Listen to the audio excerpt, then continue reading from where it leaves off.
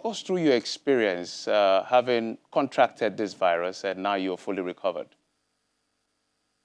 Well, thanks once again, and I must give God the glory and appreciate millions of Nigerians who prayed fervently while I was on isolation.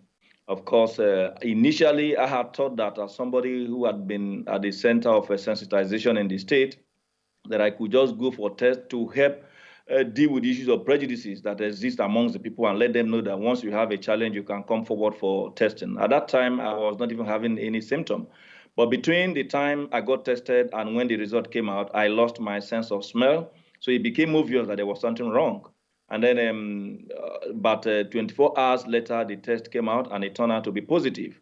And I was instructed as to what to do by the medical personnel that were quite effective. They made a number of drugs available. And in the course of going through the isolation, it became obvious to me, even if I was convinced before then, that there's a very remarkable difference between COVID-19 and the malaria that we are used to. At least, of course, if you have malaria, most of the time you are treated 2-3 days or 4 days, it leaves you. Or even when it's multi-drug, by the time you administer 1 or 2 drugs, you are off the challenge of malaria. And of course, you know, if you have malaria, nobody prescribes for you all sort of vitamins with a view to boosting your immunity and then taking stuff that will make you clear your respiratory tract. Because if you don't do that, COVID-19 being a viral infection that attacks the lungs and your respiratory system may possibly get hold of you and make it very difficult for you to breathe. And so at all times, doctors who kept check on how we were faring continue to ensure that we were free in terms of breathing, because the moment you begin to have that difficulty, it becomes quite challenging. And let me also tell you that individuals have different, varying degrees of attack. For some persons, it could be mild, like mine wasn't that terrible.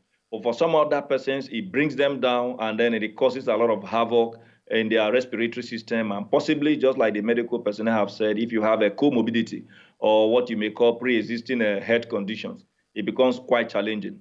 But what I discover is that early reporting of whatever symptoms that you have goes a long way in saving the situation, in which case the virus might not have caused a lot of havoc. And then when that happens, you respond much more quicker, and then possibly you are able to also sustain your immunity. Otherwise, Honorable Commissioner, because of time, there are people that still doubt the existence or the reality of COVID-19. Having experienced this, what advice do you have for them? I agree with you that the major challenge we have as a country and in Delta is the issue of prejudice. There are a number of persons who say, don't mind them, it's malaria, because they have not experienced it. And we pray that they don't experience it for them to believe. There are also the issue of religious bigotry, where some persons will make you believe that once you pray that nothing like COVID-19. Yes, prayer is very, very important, like I acknowledged at the beginning of this conversation. But you don't just see a moving train and then decide to put the Lord thy God to test, which Jesus Christ cautioned when the devil approached him in Matthew chapter 4, verse 6. And in verse 7, he replied that you don't have to put the Lord thy God to test. So I want to urge our brothers and sisters that yes, prayer is important, but that you don't just say because there's prayer and then you decide to put the Lord thy God to test and then decide not to observe the necessary protocols. There's also the issue of ignorance. There's also the lack of trust, which have existed over the years between the government and the people. And the situation where somebody will believe that it's because you have been giving money.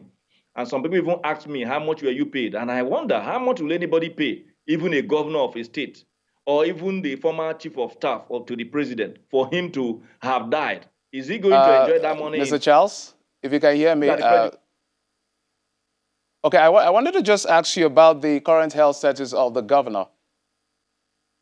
The governor are the first family. The governor, the wife, and my very dear sister, the daughter of the governor, are doing quite fine. And to the extent that even yesterday, the governor was part of a Zoom meeting to still find solution to both the economic challenges thrown up by the COVID-19. He's doing quite well. I was in touch with him not too long ago. And he has also given us instruction to continue to ensure that our projects in other sectors beyond the challenges of COVID-19 is carried through, which is why we have continued to inspect ongoing projects in the road sector and, of course, the control of flood across the length and breadth of our urban centers. So the governor is doing well, and ditto a number Honorable of others. Commissioner for Information in Delta, Mr. Charles Aniogo, thank you so much for your time on the program.